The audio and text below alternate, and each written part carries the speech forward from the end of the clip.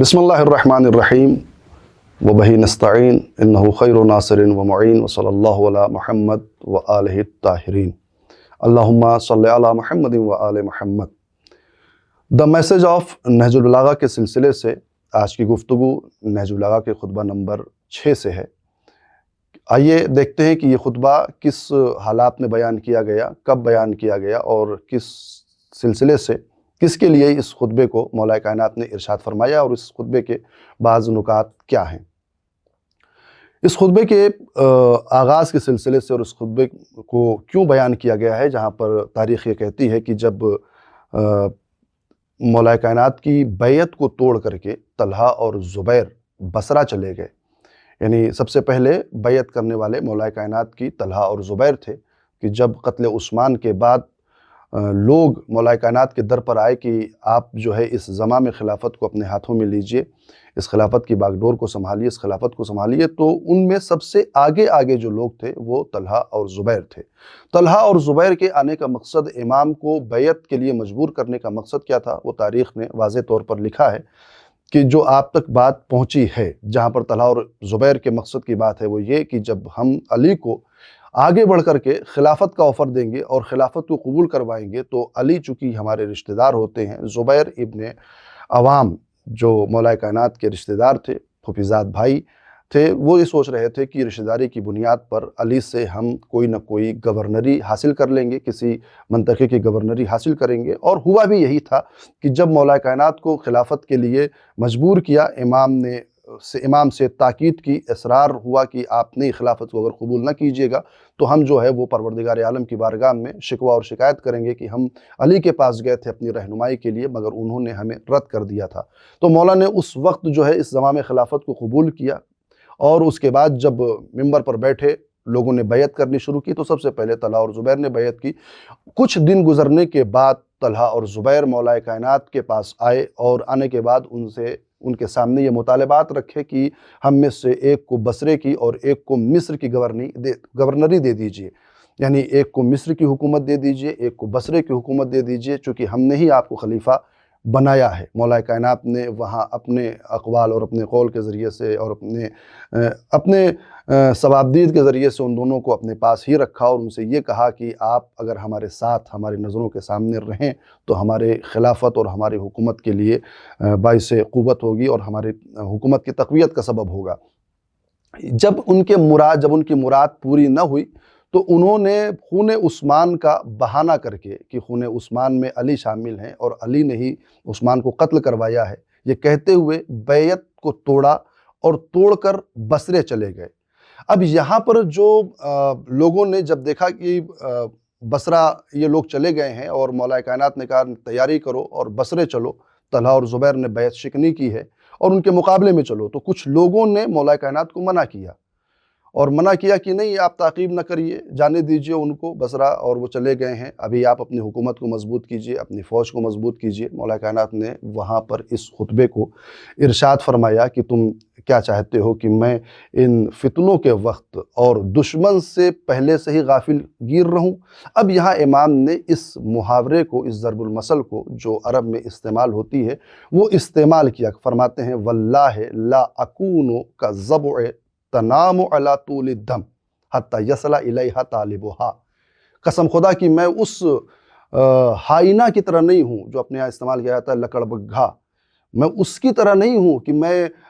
अपने दुश्मन से गाफिल रहूँ कि जब वो लकड़बग्घे की गुफाओं तक जब शिकारी आता है, जब उसका जो है वो शिकार करने वाला आता है तो पहले लकड़बग्घे को सुला देता है।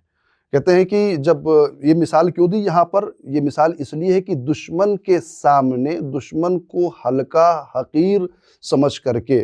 आराम से सो जाना, ये सबसे बड़ी जो है कमज़ोरी की अलामत है। इमाम ने इस मिसाल को यहाँ पर जो है रखा है। इस अरब में इस्तेमाल होता है कि जब लकड़बग्घे का शिकार करने के लिए शिकारी जाते हैं तो उसके गुफा, यानी जहाँ पर वो रहता है, उसकी मात के सामने जो है वो चोप के, लकड़ी के ज़रिए से या पत्थरों के ज़रिए से आवाज़ निकालते हैं। जब वो आवाज़ निकालते हैं तो लकड़बग्घा उस आवाज़ को सुन करके